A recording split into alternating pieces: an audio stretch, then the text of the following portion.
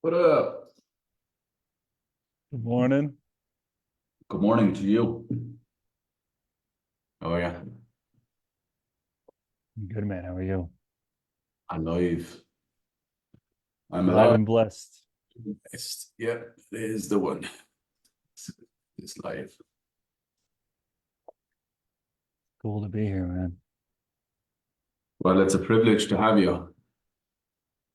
It's, When I joined Elite, I was like, this is where I want to be on one of these testimonials. oh shit. Yeah, everybody loves the testimonials. It's nice. It's makes me proud, like, you know what I mean? Because it means that people want to be a part of history, really. You know, that's what it is. That's the reality. Yeah. Let's get this all pumping and going. Hey everybody, if you can see this and if you can hear us, let me know because we also have issues with live streams and stuff like that. Um, I'm gonna get rocking in a minito. In a minito. So if you can hear me, if you can see me, and if you can see Andres, let us know, and we're gonna get started. What we're actually going to talk about is a little bit different than just making skills, you know, and making more money. What we're actually going to talk about is how you operate as a high achievement and stuff like that. Yeah. What we're going to talk about today is a little bit more of how you start to build a business, how you start to build your name, how you start to be somebody of high value that people want to go into business with. How do you get equity? How do you participate in the upside? How do you actually build out offers? All of that stuff starts with getting very fucking good at the skill set, which is the Mhm. key. Yeah, Yeah. and that's what we're going to talk about. So 100%. give me 1 second and we will get this rocking. There we go.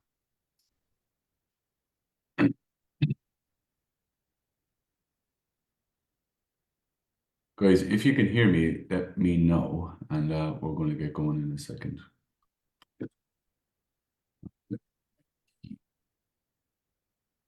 What time is it, everybody? 7 a.m. 7. Yeah. Are Starting on the right foot today. you an early bird? You like to get up early? I do. I'm a surfer, so I get up early to go surf usually. What time do you go surfing? It depends when the sun's up, but if the sun's up by 6:15, 6:30, that's when I'm in the water. You were in San Diego, correct? San Diego. Yeah. Yeah. Yeah. I'm in Vegas next week, fortunately. You like to go to Vegas? Not too much of a Vegas person. Vegas is trash. Yeah. I'm more of an outdoorsy guy, not casino person. I'm not a big outdoorsy guy either. I spent too long in the military and it ruined it for me, to be quite honest. I don't like Yeah, mud either, so I'm a bit OCD about dirt and mud. I'll do it. I'm not a casino guy either, and I'm not a big party guy either, you know. So Yeah. for me, Vegas is a pain in the ass, to be honest. I'm going to see the Hermosis, so that's the only reason I'm going to Vegas. And I'm very surprised actually, because as far as I know, they don't drink or smoke or they Yeah. Are you going to be there for the accelerator? next week. Yeah, I'm going there Thursday and Friday. Our team is going there, but in the end of April, not the one this weekend. All right, yeah, yeah. I'm going to March. Yeah, Cool. they've just created this whole new offer. It's awesome. So Yeah. what they're going to do is they're going to put 50 people in a room every month, and they'll cherry pick 1 to 3 businesses that they'll operate for and that they will take ownership of and take equity in.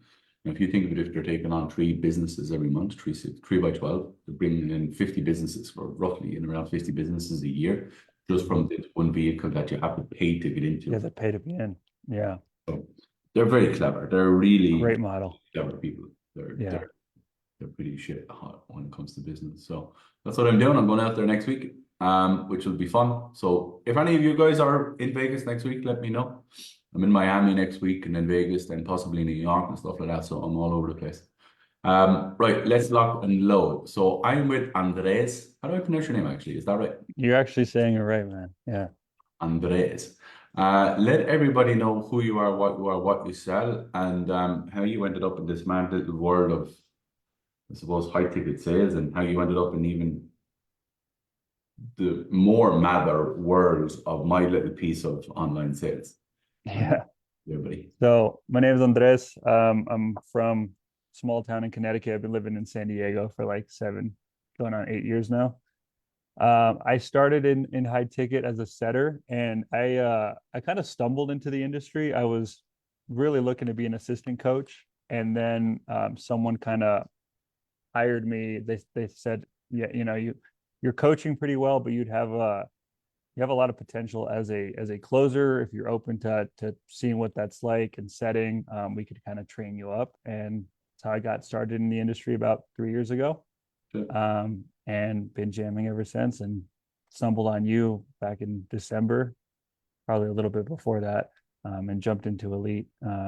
Yeah, in December. Been with you since. How has it been since December? When did you join? December or January? I joined a Black Friday special weekend, Oh, so started in December. nice. I love an action taker. How has it been for you? So you're coming up on December, January, February, coming up in 3 months inside. How's it been Three so months. far? Yeah. Unfiltered, let me know because it helps me grow as a business owner, but it also helps the business. So Yeah, how, unfiltered feedback. I mean, I yeah, think your coaching is very refreshing. I think there's a lot of no bullshit style, which I really relate to. yeah, I also think one of the biggest things I've gotten out is just being around people way better than me, yeah, in sales. Your coaches, by the way, like James, Nick, fantastic. I really relate with Nick's style a lot as well. good. Um, but I think for me, the business I work with is very small. I am the only closer, and Yeah, so it's good and bad. It's good for what we're going to talk about today for Rev Share and things like that. It's yeah, also bad when I don't have a standard aside from my own. yeah. And so being around other closers that are doing way better, that's really pushed me to not only do the training, but to consistently like get better every day and to like think outside the box. And I Yeah. think that's what I've really gotten out of this. In addition, obviously, just the hand holding and the training. The training, everything is there for you. It's fucking fantastic.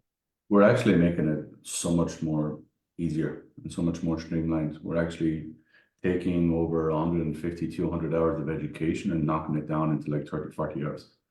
And that's a big, big task. As you can imagine, we're doing the exact Yeah. same with family because what we've noticed is we coach, we train, we develop so hard, so fast, so quick that people get lost in the sauce. So we're streamlining it all and we're just making it 10 times better. So everything is about evolving, everything is getting Mhm. better. And the big thing for you is like when you're a big fish in a small pond, it's very easy to stay a big fish in a small pond. Yeah. The thing to do is to put yourself into bigger ponds and know that you're not the big fish, but also know that you want to go and compete. That's how you grow, that's how you build, that's how you push on. What have your results been so far with us inside? What have you kind of achieved? So before box, I've had some pretty good months, but I was Yeah, averaging 10 to 12K really a month comms. yeah, Last 2 months here, or last month I cleared 18 in commission, and this month I'm already cleared 14 for the month. There's no way unless I completely stop working that I won't be last month.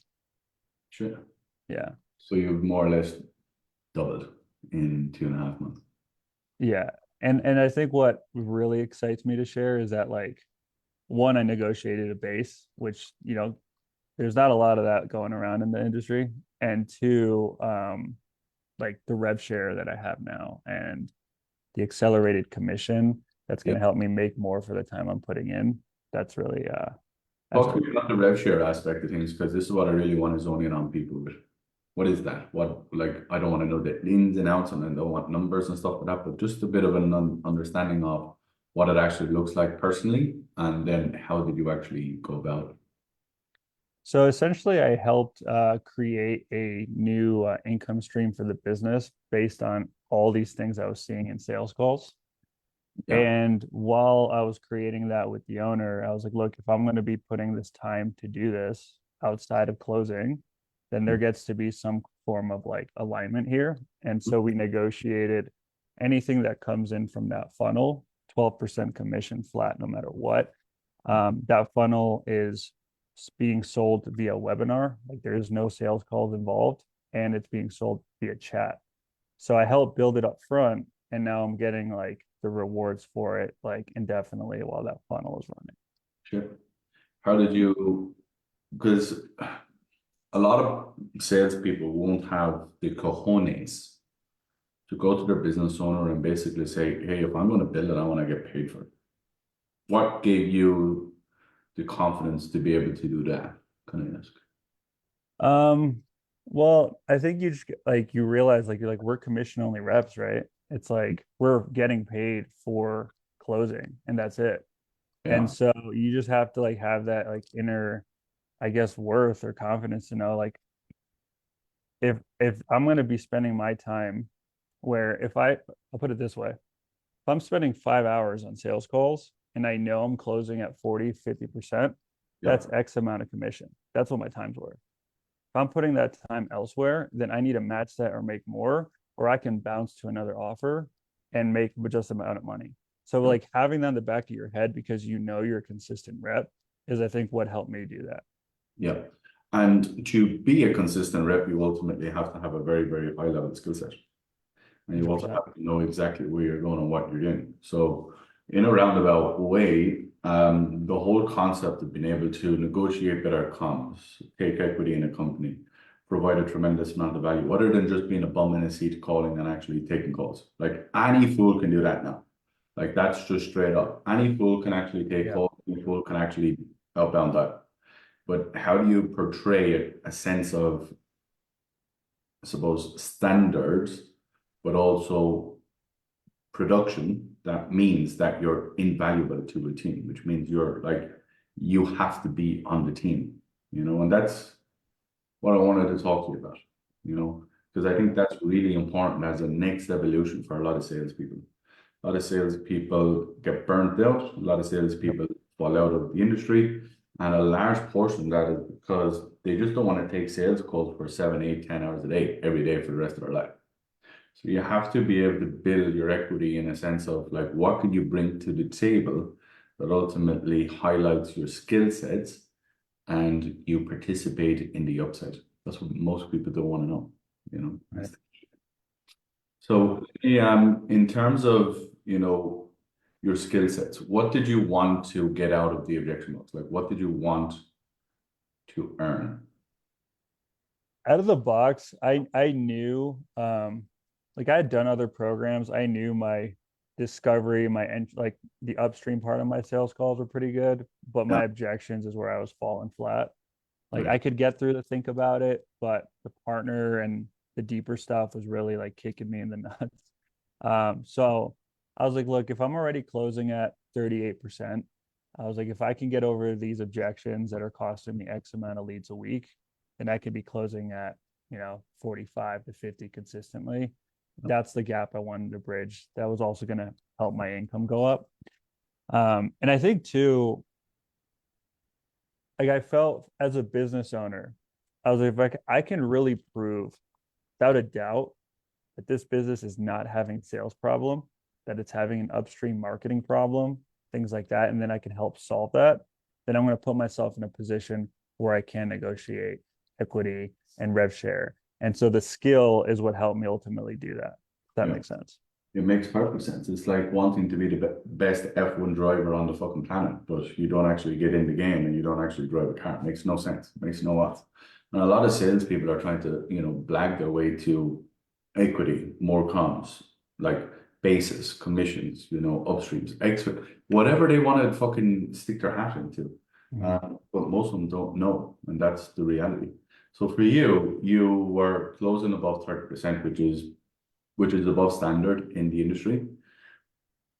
You came to the realization of, if I actually just zoned in and learned A, B, and C, then I can actually go to this new level. When I get to that new level, I'll have more confidence, certainty, conviction. I will actually be able to have trust and belief in myself to go and renegotiate different options. Because this is what the reality is, right? This is what people don't fucking understand. If you're an NBA star and every game that you play, you're scoring less than 10 points, which Mm-hmm. is pretty shit, I think, right? It's not Yeah. really. Yeah.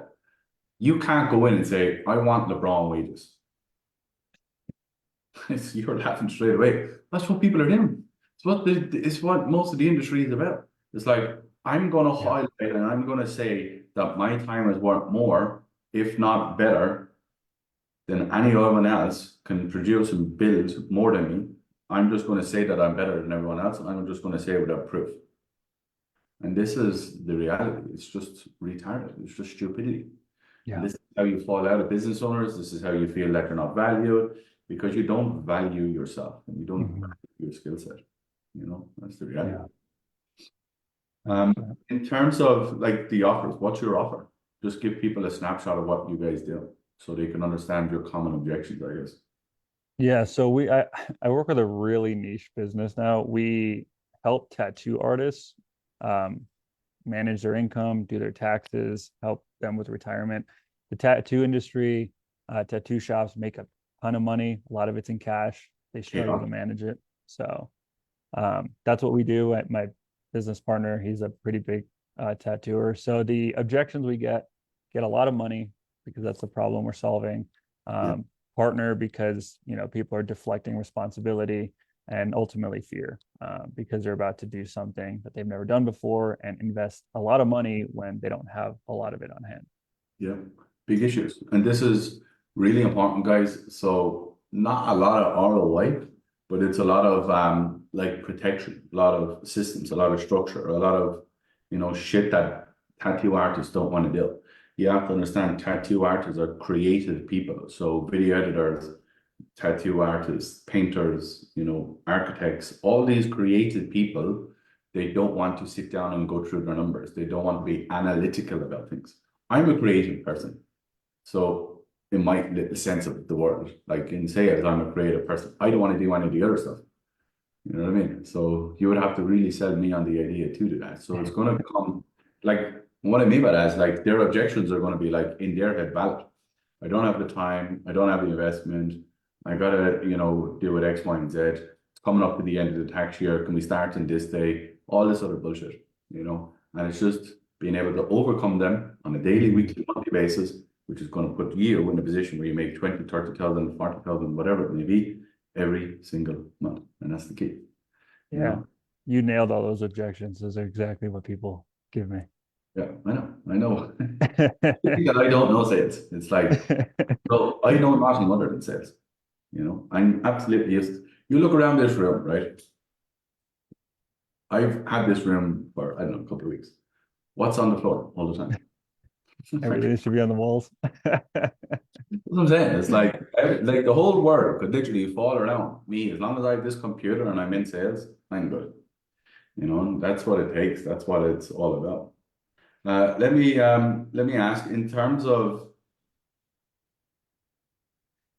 yourself and in terms of like the business owner that you work with and the partnerships that you're now starting to build, if you didn't educate and learn and develop and get better, do you think he would be open to that conversation or he would have just shut you down?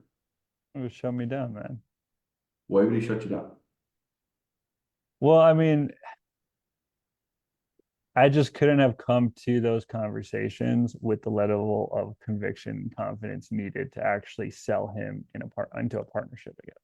Hmm. Because I came from a place of like, look, here's my performance, here are the numbers. Like there's more than just a sales problem. So for him, it was like, oh, proof's right there. But if Yeah. I came from a place of like, well, like I feel like I'm good, but like I'm not, and like I didn't have everything to back me up, you're just not in a place to negotiate. No, that's what I said to you guys last night. I said to you, you guys have to take the feelings out of your sales career. You got to work off data. You got to work off numbers, and you got to work, in the minutia, which is fundamentally stats. Because if you have stats, if you have numbers, if you have data, what you don't have is you don't have feelings. Mm-hmm. Most operators operate out of a sense of feeling. I feel that my North Star is off. I feel that my objection handle is really good, but I still lose all these sales. But like if you know exactly what you're talking about and it's there in black and white, then you come and you operate in a sense of fuck. Andres got his shit together. He knows what he's about. he knows what the problem is, and I want to take his feedback because he's on the game and in the game every single day. That's what it takes. Most people. Yeah, that's how I feel like I've positioned myself as kind of more of like a consultant, like not necessarily, but coming from that space of like, I mean, my business owner is more of like the visionary, the influencer, right? The creative. And when I come from a place of this is what we need, these are our numbers, this is what like I'm seeing, it's comes from a place of like we really balance each other out, which again, like what you started this conversation is how you make yourself invaluable. Yeah. Like if I bounce to another offer, like what's he gonna do? Yeah. You know? Yeah. And it's about giving each other strengths that you don't have, which are weaknesses. There's a great book called Traction. If you ever read that book, it's about that. It's about innovators and operators and stuff like that. And each businesses needs different things. So for me, basically, I'm an innovator. Jack Sicker is an operator. Nikki Schroeder is an innovator. Jimmy Hayes is an operator. So people have different strengths and different weaknesses and stuff like that. Do you know what I mean?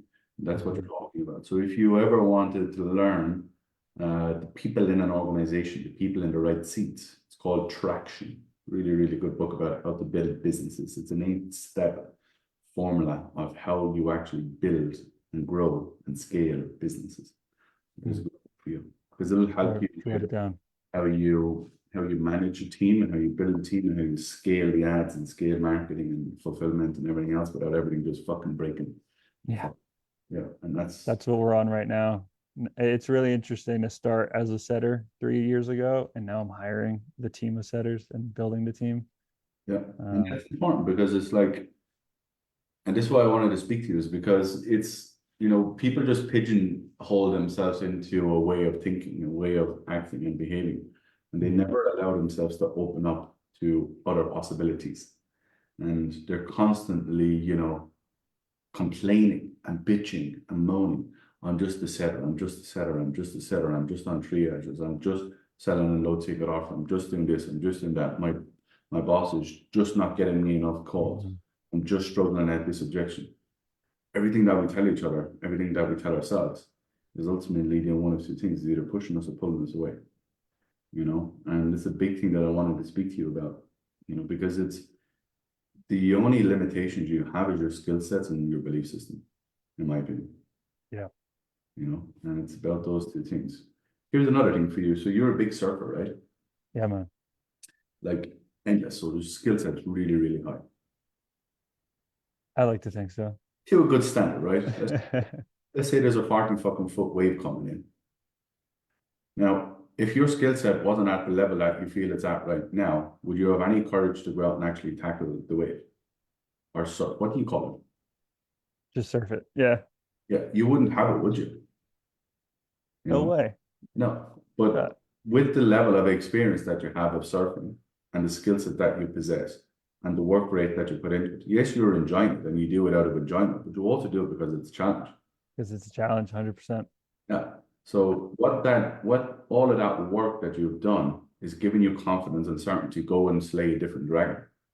But if you don't have that and you're not working on that, when you see an opportunity, such as a 40-foot fucking wave coming in, or a gap in the business, or a gap in the process, based on data, stats, volume, work, determination, excellence, you don't have the courage to go for it. Yeah. So the skill sets that you're possessing and growing here, but also in surfing and other parts of your life, it's all a fucking omnipresent cycle of starting to believe and change yourself and change everything with your skill sets. And that's the key. And that's what I wanted people to know, because that's what it takes. Yeah, one of the things that you hammer home really well, which I feel like I've done a lot of personal development, but it's just such an important reminder day to day, is that you're either a victim of your situation or you take responsibility to change it. And you can apply that to every aspect of your life. But you look at it and like you're saying, you can bitch about the offer or you can put your big boy pants on and do something about it. Yeah. As I said last night, it was funny. Someone was complaining about their offer. And I was like, well, there's only two ways you get out of this offer. Number one, you're going to get out and you're going to push, or you're going to get out, you're going to go down. Which one do you want? Because at the end of the day, there's only two ways that you get ahead. You actually improve the skill sets and you realize this standard that I'm operating at now this is the level. And if I don't like this level, I'm going to have to get better, which means I'm going to have to improve my skill sets, or I'm going to get worse. Those are the only two ways that you get out. Yeah. You know? As I use the analogy, it's like going to jail. You want to get out early, then you got to behave. You got to operate at the pace. It's called probation. You know what I mean? It's the same thing everywhere you go, in every aspect. What was I going to say? Because I know you're busy, and I know it's like 7 a.m. in the morning, and I know you're wanting to get after it. What's the fucking goal of it all? Where do you want to go? Man, for me, I think it's a little bit different than most. I think income wise, I want to be at that 25-ish, 25K a month. And really the goal is to do it consistently, right? Yeah. Not to have like a big month and then fucking fall off, like big month fall out, like really hit that consistently. Yeah. I also want to be able to do that, and which is why I really looked at ways to do Rev Share and other income streams, is to do that within like a 40-hour work week and not need to be taking 7, 8 calls 6 days a week forever. Yeah. So I can like enjoy, like my parents are getting older. Like my family is growing. Like we've had a lot of people pass away over the last couple of years. And like I want to be able to take what I'm earning and the time that I have and the flexibility of being remote to enjoy with the people I care about. Yeah. And get some long-term assets in place for when I'm older as well. That's the North Star right now. Yeah. And all of that will ultimately all come true if you do what? Get better at your skill set. It's like I'm talking rubbish to some people. Some people are like, yeah, I'm supposed to say that. I'm like, no, dickhead, 31 years of age, and I don't really have to work anymore. I don't worry about anything anymore. You know, it's all done and dusted. Why? Because my skill set's at a fucking place where I don't worry anymore. And yours is going to get there too. And that's what it is. And people always say it couldn't be just as easy as the skill set. It's not just as easy as the skill set, but it's about the commitment to the skill set. You know, it's like learning a new language. If you just give it an hour a day for the rest of your life, you'll be okay. But if you give it 6 hours a day for 6 months, you're going to pretty much pick it up pretty fucking quickly. Yeah. I don't know about anybody. I want it yesterday. You know, so starting that with the skill sets and business and everything else. I always want you guys to ask questions because there's lots of people out there that come and randomly ask me questions all the fucking time.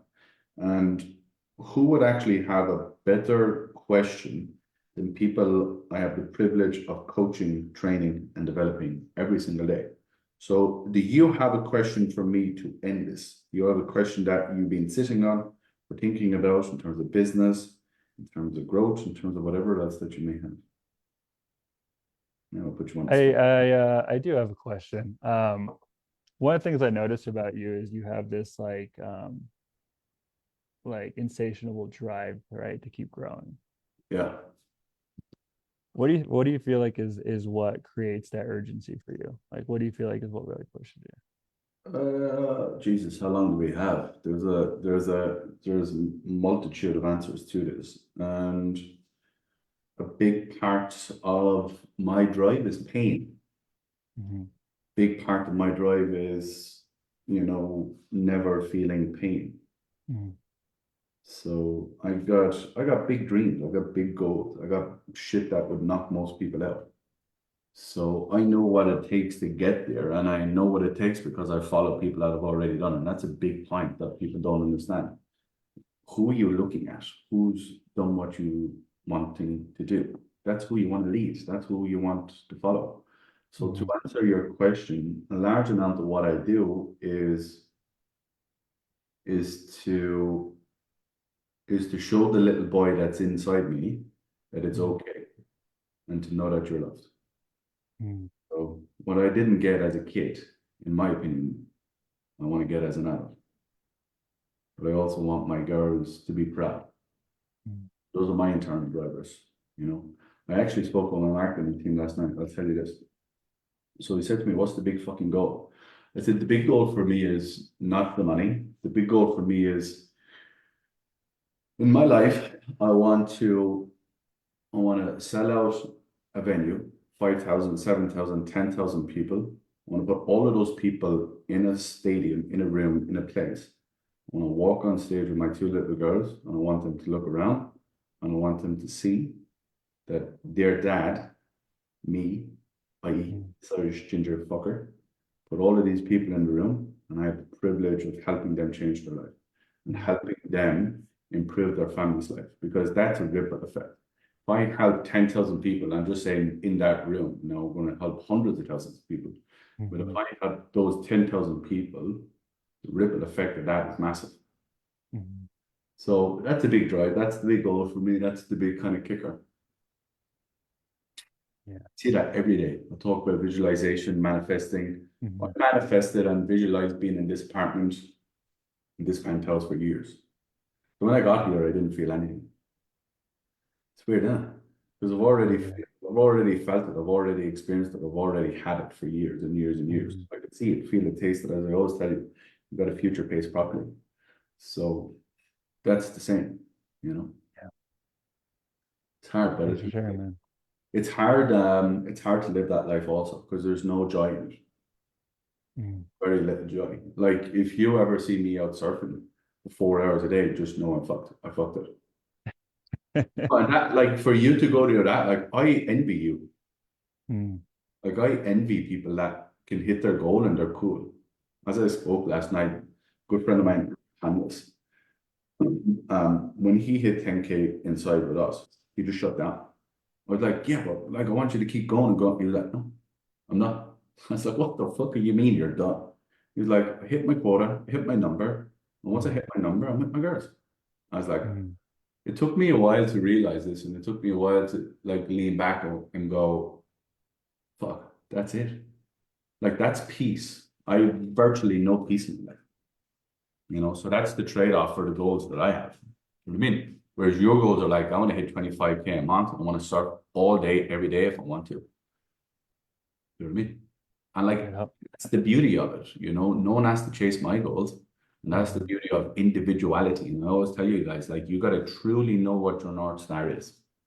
You know, my North Star, no weekends, no evenings, no parties, you know, no fun, no this, no that. It comes with a lot of money, comes with a lot of notoriety and status and blah, blah, blah, blah, blah. But you won't see me surfing for 2 days on the weekend. You know, we're going paintballing with the boys and, you know, this, that, and the other stuff. Yes, I will do some stuff, but I won't do it every weekend. Do you know what I mean? So it's like just a trade-off. Yeah. You know, but each to their own. And that's the beauty of it. And whatever your goals are, I want to help you get to your goals. Because if I do that, then that's my job done. You know, and that's the key. Any other question? Oh, good. Is that answer it for you? You answered it, man. Yeah. I think you summed it up too. It's like to each their own. Like that's the beauty of individualism, right? But the big part of salespeople is they don't know. They actually don't know because they're always comparing and contrasting. They're always like, you know, it's always the thief of joy is comparison and all this other shit that they listen to. It's actually not, to be very honest with you. The thief of joy is you not knowing where you're going. Because that gives you the anxiety, that gives you the rushness, that gives you the fucking, you know, fight or flight, that gives you the, you know, hurried mentality every day. I've lived like that for my entire life, you know, hurried all the time. So that's even when I say to people, the clock starting 0-0 every day. That's not me telling you, that's me telling myself. But I know my goals. Oh, there you go, thumbs up, thanks very much. I know my goals, and that's what my goals require. You know what I mean? But most people don't actually know where they want to go. They just want to keep chasing the number. And I chased the number for the first 18 months of my career. And the problem with that, Andreas, is the number doesn't stop. The number doesn't give up, doesn't get sick, doesn't take weekends off. It's never going to go pregnancy. It doesn't ever have a day off. Yeah, and it works 365, 24/7. So you got to have more than just the number. The number has got to give you the life. The life is what you're actually looking for. The number is just a facilitator. That's the difference. Well said, brother. Yeah, so well said. Morning wisdom. Now you got to go and hit the surf. Right. Andreas, I appreciate it, buddy, and I wanted people to really hear this because we always talk about numbers, commission. but I also wanted people to understand it's not just about cause and providing that value. It's about what are the skill sets can you possess? What are the skill sets can you grow on? Where can you find that confidence and certainty inside to be able to go out there and figure shit out? And that's what it is. It's about leverage. And it's about education and skill sets. And that's what you've got. And that's what you'll have. And in 6 months' time, buddy, when you're making 30, 40 grand a month, you will look back at this conversation and you will say to yourself, what I'm doing today will ultimately pay me then. That's the key. All right, buddy. Guys, if you want to know what we do, if you want to know anything about what we're about, let us know. We actually have something dropping tomorrow, which is actually going to help a tremendous amount of you. We actually have a process. I don't want to call it like a document, but it's going to be pretty awesome. So the guys will be able to share it with you tomorrow, and we'll be able to go from there. Andres, I appreciate you, buddy. Go have a morning coffee. I think you may have had one already, but go have another one. And I will see you later on this week. Appreciate you. See you tomorrow, brother. All Thank right, you, man. behave. Peace.